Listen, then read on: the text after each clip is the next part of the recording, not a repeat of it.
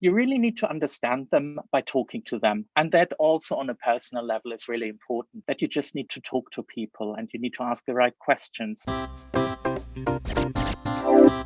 This episode is brought to you by my book, Speak From Within. Review what's inside and purchase it at isoldat.com/speak-book.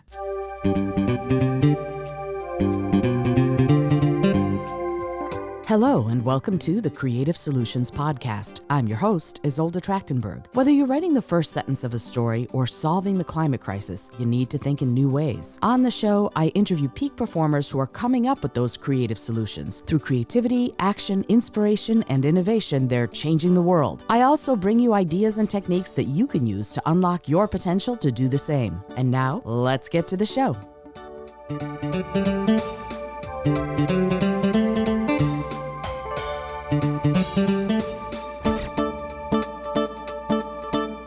Hello, and welcome to the Creative Solutions Podcast. I'm your host, Isolde Trachtenberg. Thank you so much for being here. I appreciate you taking the time. I am so excited to talk to this week's guest, in part because he works sort of with musicians, and you know I'm a musician. So let me tell you about Falko Mortiboys.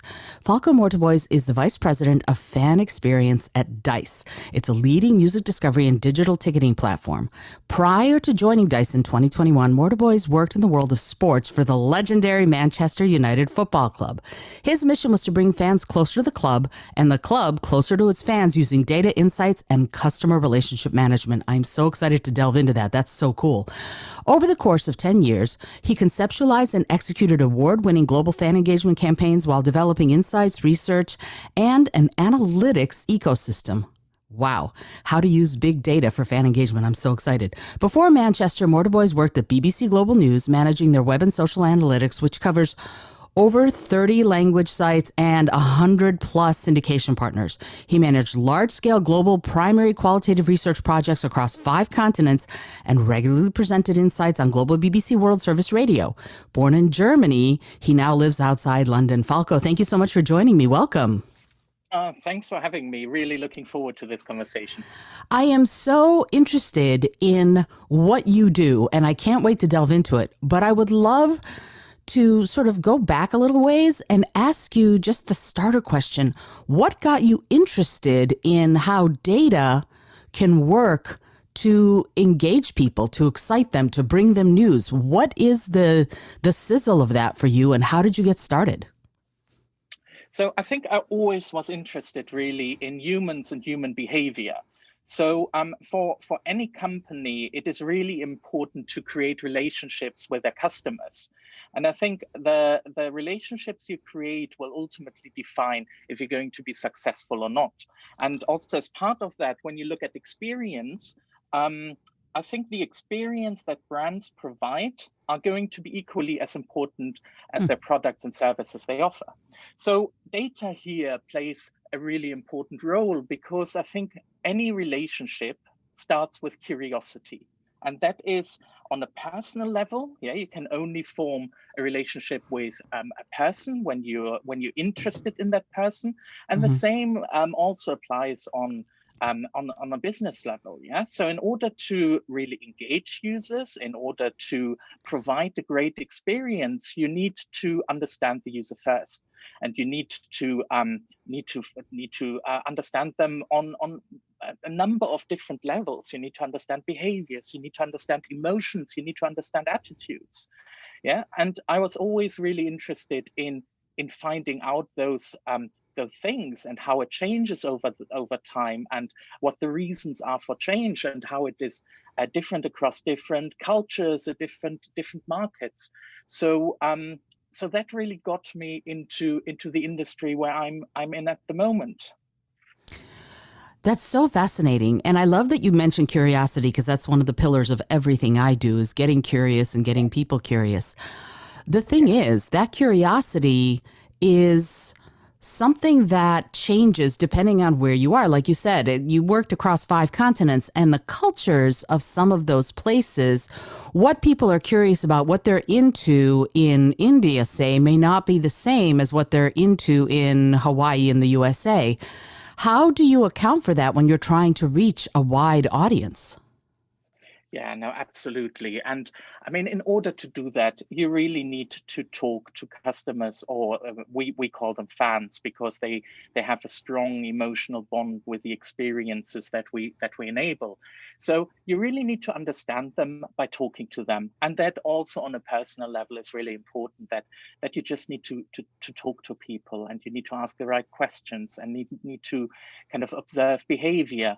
And then based on that, you can identify similarities, you can identify differences, and then act accordingly to engage those audiences. So, when you're talking about similarities, you have worked in a wide variety of places. You worked in the world of sports, you worked in the world of news, now you're in the world of fan engagement and excitement in the music world. Are there similarities across all three of those genres, I'll say, or is there a unique way of approaching fans for sports versus news versus music? Yeah, that is a really good question. So I personally believe that there are a lot of similarities there. So especially when we look at sports and at music, both are the most or two of the most important aspects of our culture, being able to bring people together from different cultures, from different backgrounds. And fandom plays out in very similar ways. And that can be in music, that can be in sports, in film, in TV. So there are elements of kind of a sense of belonging that people feel when they're a fan of something. It's elements of identification, of participation, of interaction with the brand or the subject of fandom, or also amongst other fans. So ultimately, the way how fan plays out is often very similar. And therefore, I think there are kind of the mechanics of engaging fans across sport and across music and live events is actually very similar. Now, there is a slight difference in kind of what I do now compared to Manchester United. So when you look at Manchester United and you look at the fans there, the relationship is a one-to-many relationship. So Mm-hmm. there is one subject of fandom, the football club, and maybe a couple of different elements with players around that. But that club then engages millions and millions of people. Now, with music, it is slightly different than with live events because it is a many-to-many relationship. So here at Dice, we obviously match live events to audiences, to their Mm-hmm. fans, but Mm-hmm. there are different fan communities who are interested in different types of events. It might be electronic music, it might be indie, it might be arts and culture. Yeah. So here is the key to this is really personalization. Kind of how can we provide a personalized experience and also personalized communication, and ways to build a community for those people here at Dice. So it is slightly different. It's a lot more complex, I say, than working for a sports team. But that actually makes it really interesting, because you got to be smart about it. You got to be innovative and creative about it. How do you identify the right audiences, and how do you identify the right events, and how do you bring both together, as well as the artists and the venues and the promoters and all of those different dimensions. That's so interesting because there's a psychology at work here that fascinates me. In a football club like Manchester United, like you said, there are players who might be fan favorites, for example, but then there are also fans who are fans of the team, and I know people who, unless I wear this scarf, they're going to lose. I know people who Oh feel yeah. that strongly about their sports teams. But at the same time, with music, you're in a slightly different way of looking at things. It's almost like there's a personal relationship with the musicians themselves because their music speaks to you. So when you're doing some of this, what you called customer relationship management for through Dice for the musicians that you're serving in that way, how do you manage something as personal as a song somebody loves or a song somebody might propose to or something like that? How does that work when you're talking about such a huge number of fans and such a lot of data? Yeah, so I think we need to look at it from different angles. So first of all, there is a lot of responsibility for us, because looking at life experiences and the experience of seeing your favorite artist and listening to your favorite song live is one of the most important or can be one of the most important memories of somebody's life. Yeah, it is absolutely absolutely important, and there are loads of memories being created on that. So we just at Dice, we want to make sure that enabling those experiences and the whole experience around getting to the show and getting a ticket are the best that we can do, because there's nothing worse than your favorite artist playing in town and you struggle to get a ticket, or you all of a sudden like all tickets are sold out and the only tickets available are via the secondary market with inflated prices. So so we try to break down the barriers for fans to go to those live experiences and see the artists they love, but also discover new artists based on their listening behavior, or based on what we know about them. So I think this is key of making the experience around getting a ticket and attending event as easy as possible for fans. Oh, I love that. I love that. My word for it is frictionless. When it's an easy thing, that I'm much more likely, personally, as a musician myself and as a fan of music, I'm much more likely to do things if I don't have a tough time doing it. And yet, let's say you said, there's nothing worse than trying, your favorite artist is coming to town or is in town and you don't have a ticket. How do you reach out to fans to tell them that their favorite artist? Is it something that they have to do through Dice, or is it something that Dice does reaching out on social or through NFTs? I know NFT is kind of a bad word right now, but maybe someday it won't be again. What do you do to engage the fans who might not know about Dice to begin with? Yeah, so obviously we work with a number of partners to drive awareness of Dice, but ultimately we want to get people on Dice. And then how the product is being created is very unique in the industry. So maybe let me talk from my experience. Please. I really love to go to gigs. Yeah, and I always had the problem to really know when something is going on. And when I went on the main websites, which listed all gigs in one location, there was so much noise and it was very difficult to find the ones that I actually wanted. And then I realized that I missed some artists I really would have liked to see.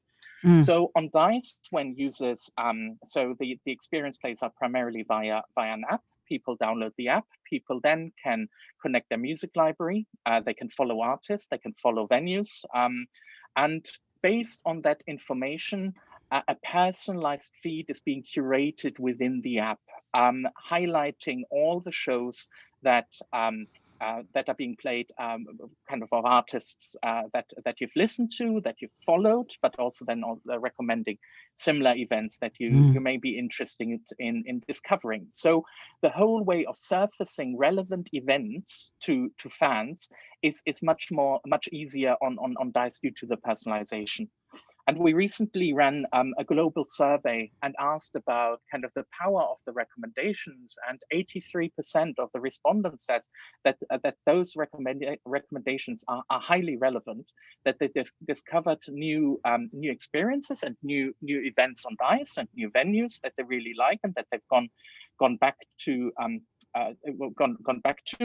and also as a result of that, that people have gone out more and have gone out to see more shows. So Dice's mission is to get people out more, because because we feel that going out makes people feel good and feel happy. So so yeah, those are really good numbers, and also a very large chunk of ticket sales comes from this recommendation feature. So this is kind of, first of all, to make sure that people know about events, and these the platform then also feeds into the communication program. So we have a number of different automations set up to make sure that when an artist plays that you are interested in, that you'll hear about it when you've opted into our marketing communications. Yeah, and then you receive a push notification when a pre-sale is being announced, when something goes on sale. You can actually get a reminder to hear when, or to be notified when something is going on sale. And then we kind of support the event through the life cycle when users have saved the events, that remind them when tickets are running low and maybe they want to purchase it now. So it's kind of to make sure that on the one hand, fans don't miss a gig, but then also that they can discover new experiences. I'm taking a second. You might hear dead air here for a second. I don't call it dead air. I call it anticipatory air, because I'm taking a moment to sort of synthesize everything you've said. This is so, I keep saying interesting and fascinating, because as a musician myself and playing gigs, getting, making sure that your audience knows where you're playing, it's lovely that I would love to not always have to depend on my own social channels to get people that information. And yet something that I'm interested in, you were mentioning that you were talking about the sort of the fan experience before, during, and after the show. How does that work after? Is there a feature on Dice where fans can give, for example, reviews of the show or talk about the show that they just went to? Like, for example, I saw Lizzo at Madison Square Garden when she was here in September, and I put on my social channels, oh, she was great, this was great, this was the set list, blah, blah, blah.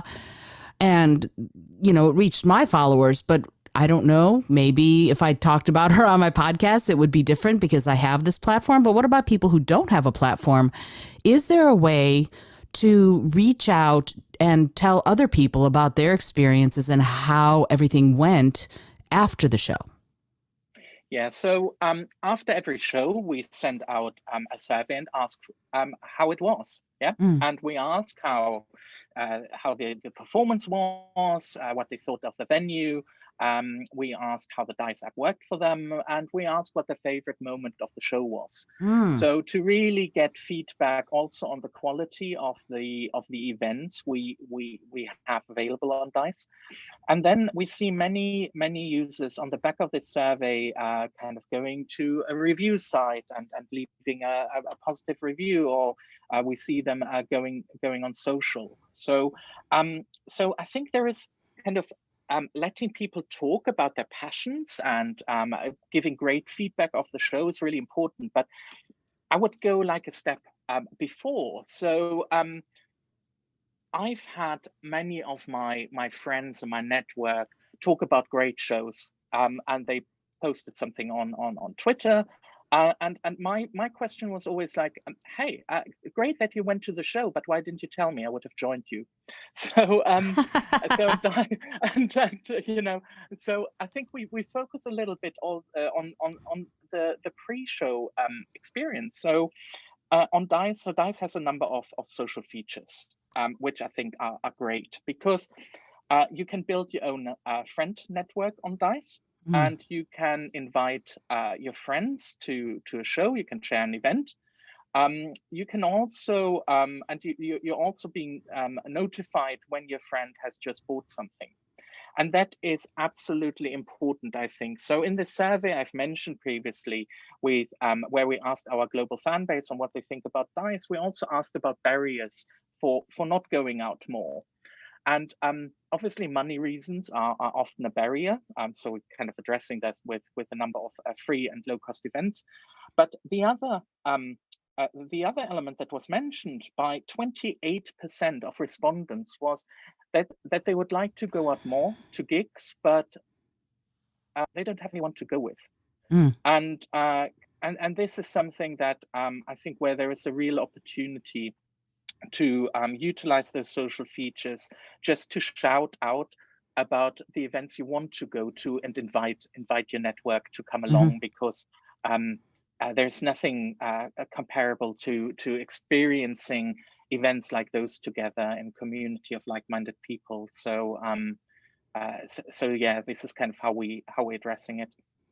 Yeah, I love that, because I know I end up posting on various social, hey, I'm going to go to this show, who wants to go? And then it becomes a huge sort of rigmarole trying to get everybody organized and it does. So I think that's great that Dice is doing that. Let me ask you, this is a kind of a pinpointed question, if you will, very detail oriented. I am. If I buy a ticket on, and I post about it, hey, I bought this ticket to go see Lizzo. I'll use her as an example again. If one of my friends wants to buy a ticket, what is the chance that they're going to be able to get a ticket right near me? So right. So many of the events we're working with are events where it's mainly standing. So it's not with like looking at a seating plan or so. It's obviously a bit of a challenge, when tickets are being sold. Mm-hmm. But many of the events we're working with, it's kind of standing space mainly, Mm-hmm. and that obviously makes things easier. You can hook up just before the event, and then you're close together. Sure. Yeah, it's more like a dance club kind of thing, I guess, than a seated venue. That makes a lot of sense. So I want to pivot just a second. You had mentioned something that I went, okay. So you were talking about that this way of discovering musicians that are similar. If you can talk about it, because you sound like you're a data guy. You sound like you're very interested in statistics, which I love. So let me ask you a question. When Dice recommends other artists, let's say, let's go somewhere else. We'll go Sarah Vaughan when she was alive. So let's say I love Sarah Vaughan and I was using Dice to go see Sarah Vaughan, and then Dice would recommend other performers who are similar to Sarah Vaughan.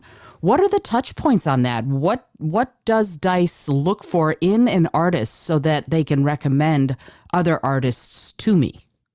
Yeah, so I think there are loads of different data points that feed into that model. So we can, firstly, it's obviously a genre, and we have created a lot of different genres and subgenre tags to classify artists, and then understand similarities with other artists, and kind of how they are how they're almost like conceptually connected. It depends very much on the user of what they've listened to. So the genres there, the artist, it looks like it depends on the venues they've previously been to, the artists they follow, the venues they follow, the purchases they've made.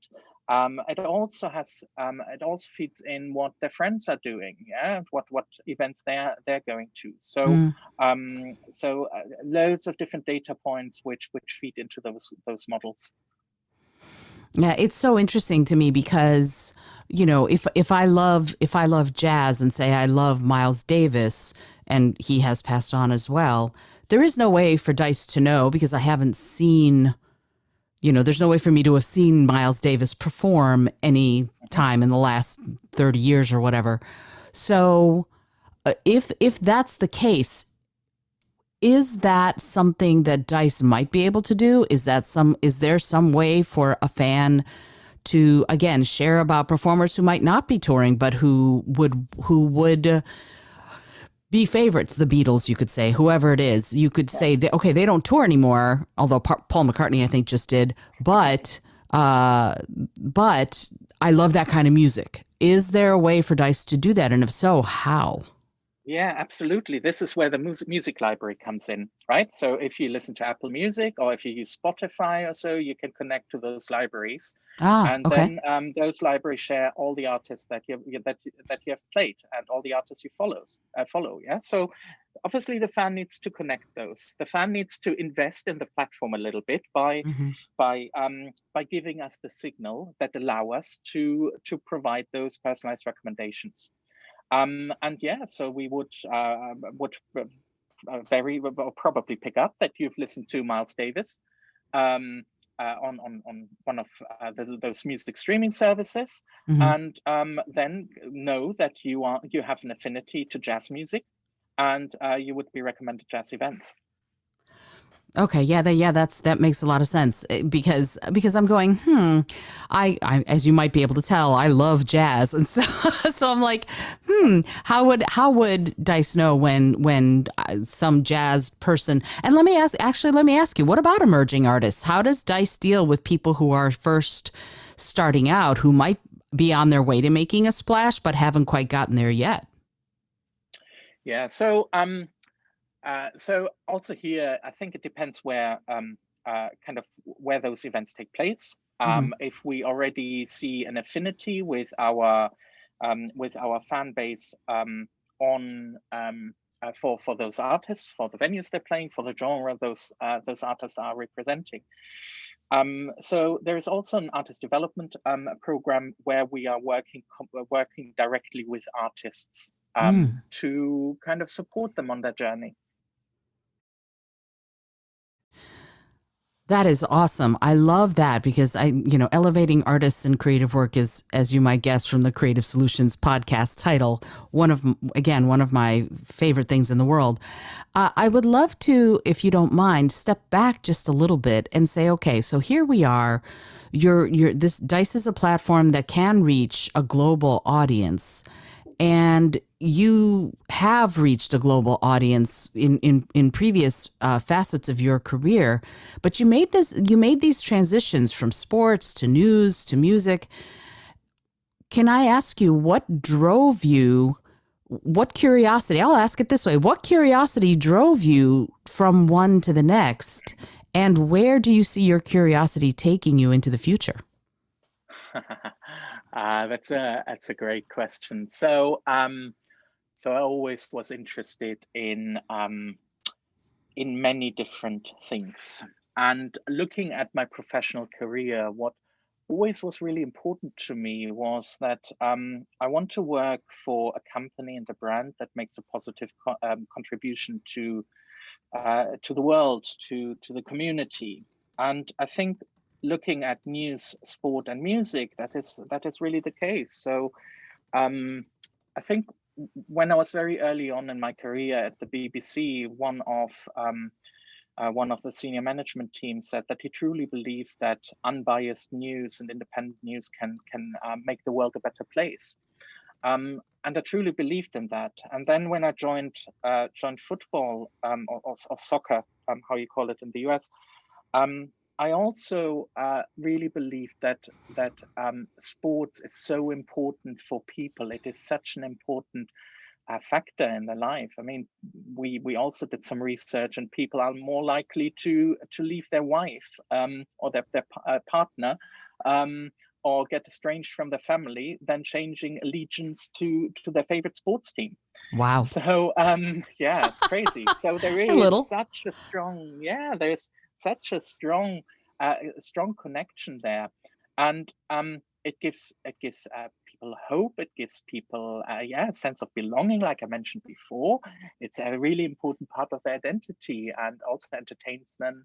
And when you have a global reach, you can obviously work towards the better, yeah, about kind of showing that we are all connected by those passions.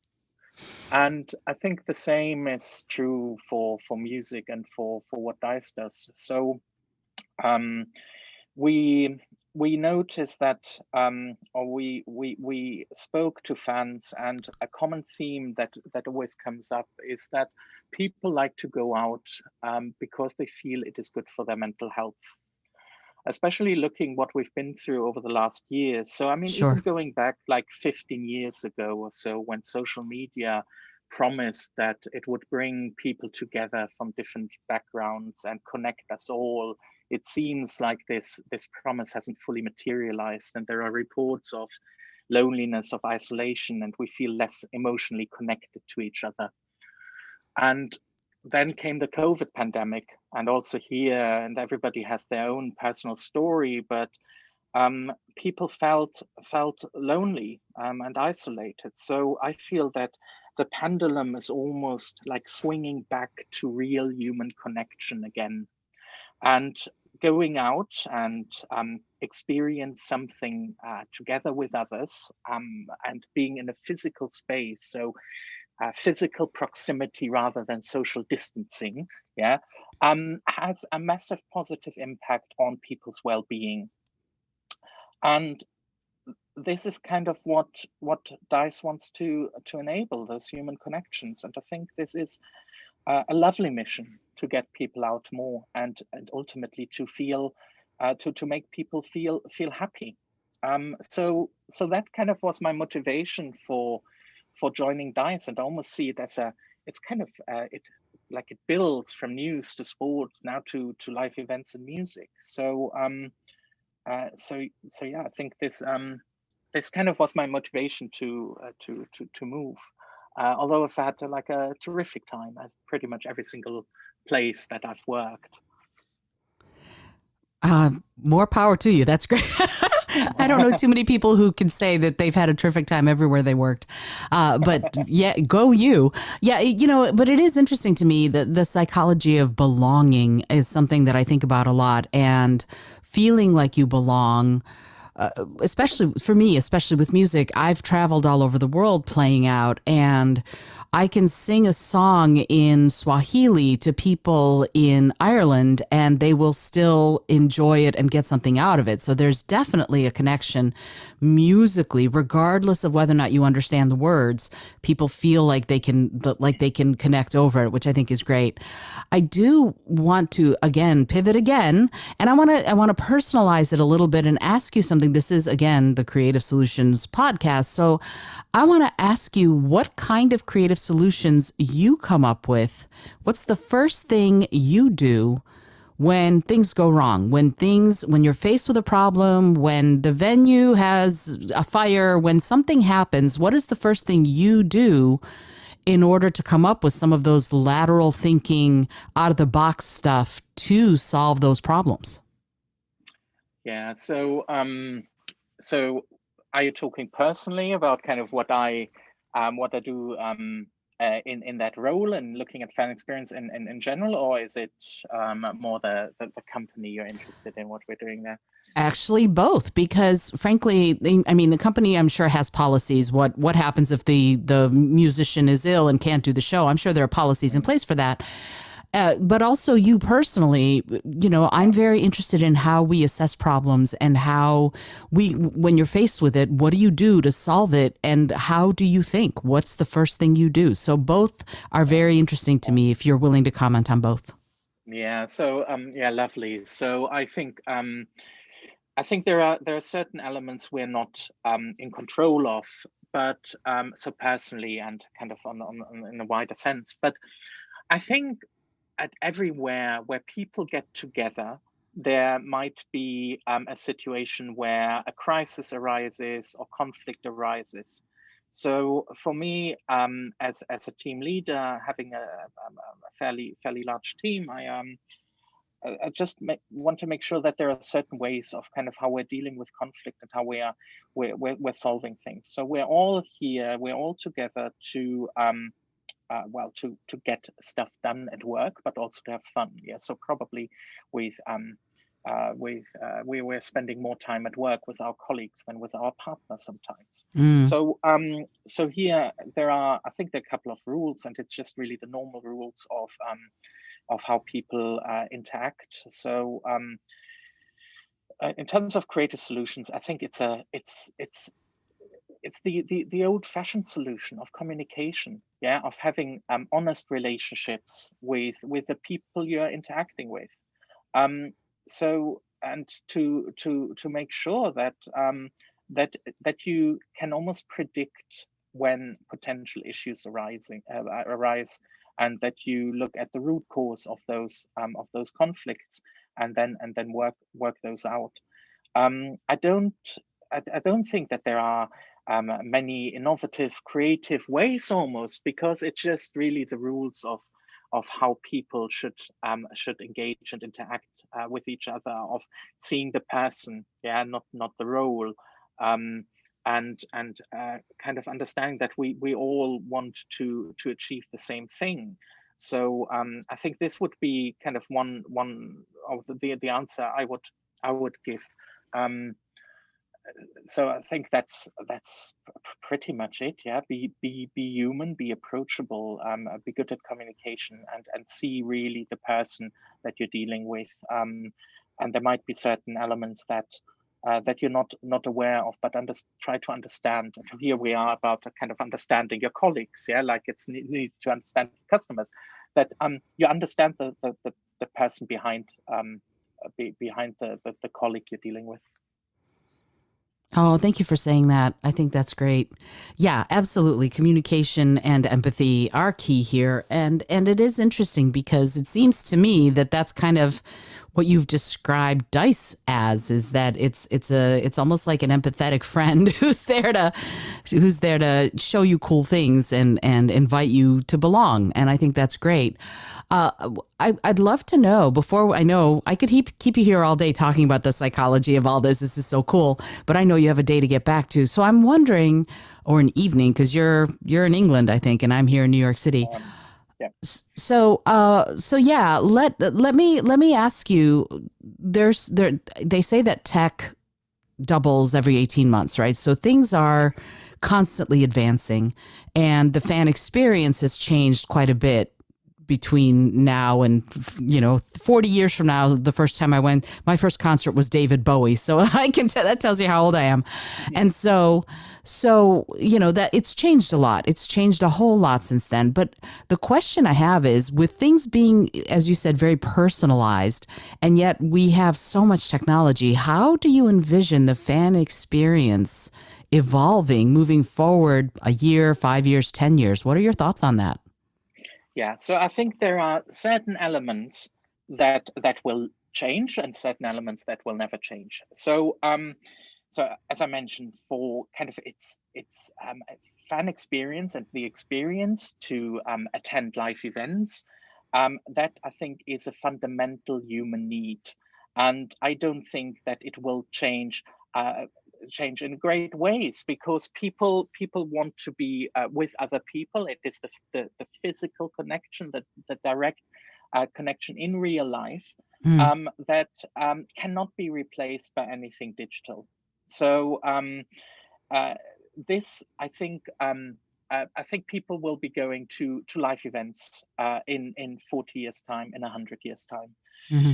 Now the technology comes in to enable fans to to go to those experiences and maybe build something on top, to have the social element, to have the element of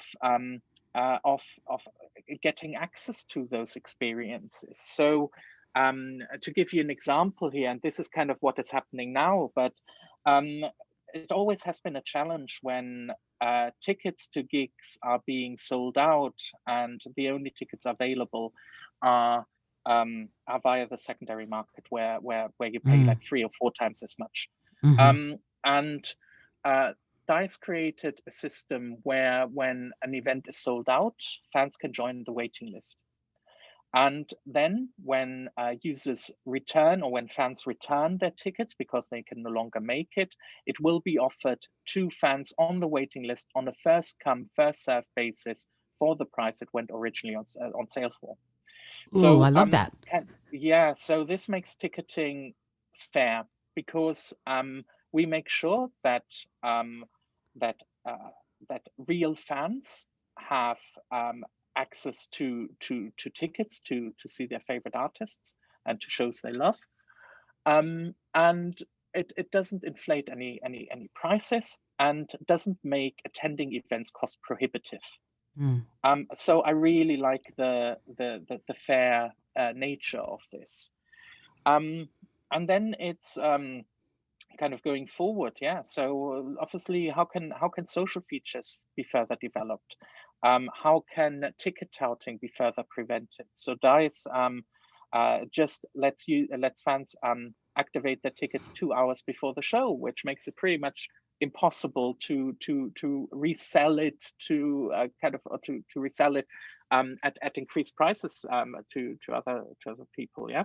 So so that's a really fair way, and I think that's really where the industry should be going, because music and live events are so important to people. So we want to make sure that the right people can go to the right events, and that's good for fans, it's good for venues, for artists, for promoters, pretty much for the entire ecosystem. I love that. Yeah, Billy Joel famously leaves the first few rows of his arenas empty and then invites the fans who are sitting way up high and invites them to come down. And he said that it's because he goes, people who can afford those very front seats are often not even fans. There are people who are given those as sort of, gifts or whatever. They show up, but they don't really care. And he said, I really want to play for the people who really want to be there. So I think it's really cool that Dice is doing that. And it sort of democratizes everything, which I think is great. Falko, I am so grateful that you took the time to be here. And I know you've generously said that you'll come back and do the quick bonus episode. But before we go, I would love it if you would give, if somebody wants to know more about Dice and the app itself, where should somebody go to get in touch with you? And also, where can they get Dice if they want to find out more about Dice and how it works?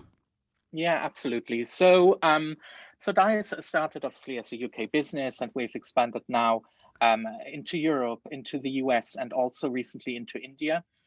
The app is available on the Google Play and the iOS App Store. So it is called Dice Live Shows. And that's kind of the easiest way, just to kind of try it out and see what events are where you live. Yeah. So that's kind of the first step. If people want to get directly in touch with me, I'm on LinkedIn, and I always try to respond to all of my LinkedIn messages. It's sometimes it takes a bit longer, but if somebody wants to get in touch, yeah, most definitely. I'm really looking forward to hear from everyone. And then, yeah, our website is Dice FM. There's a great blog as well, explaining a little bit more about the company and different elements, the culture at Dice, our DEI initiatives, which are really, really important at Dice, and loads of information on the company itself. Fabulous, Falko. Thank you so much. And I, again, appreciate you taking the time. I know you're going to come back and do the quick bonus episode that will air on Wednesday. And I want to ask you one last question. And it's a silly question, but I find that it can yield some profound answers. And here it is. If you had an airplane that could skywrite anything for the whole world to see, what would you say? Be kind. I love it. That's terrific. Oh, Falko, this has been great. Thank you so much for joining me on the Creative Solutions podcast. I appreciate you taking the time. We're going to be back in just a little bit to do the bonus episode. In the meantime, I am Isolde Trachtenberg for the Creative Solutions podcast. If you have any questions, you know how to get a hold of me. I will be putting Falko's LinkedIn link and also the Dice FM, and maybe even a link to the app if I can figure out how to do that in the show notes. You're going to be able to find everything there. And until next time, as always, I remind you to be bold, be creative, and most of all, be kind.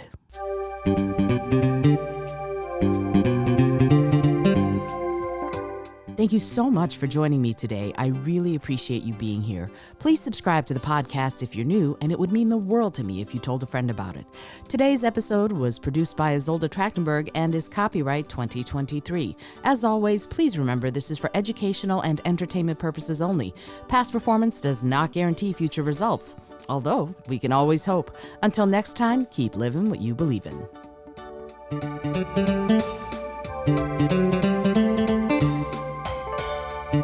Thank you.